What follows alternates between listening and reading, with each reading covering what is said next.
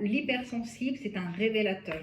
En fait, l'hypersensible, c'est un révélateur des dysfonctionnements. C'est le premier qui, en fait, va voir ce qui coince, même dans le moindre détail.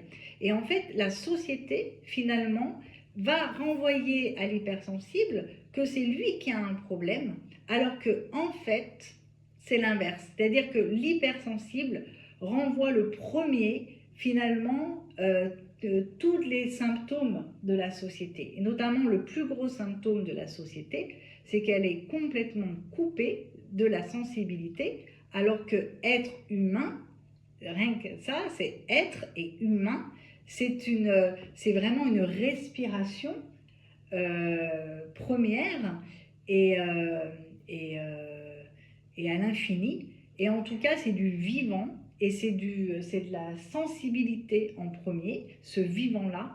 Et ça, je trouve que c'est pour moi, alors peut-être on est une génération où on a vraiment, ça a été une résilience extrême parce que effectivement, même ceux qui auraient voulu aider les hypersensibles, eh ben, ils n'étaient pas encore vraiment au rendez-vous.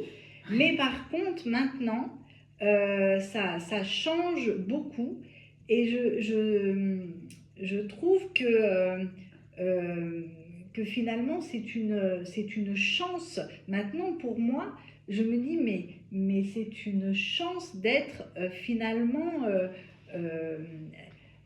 d'être hypersensible.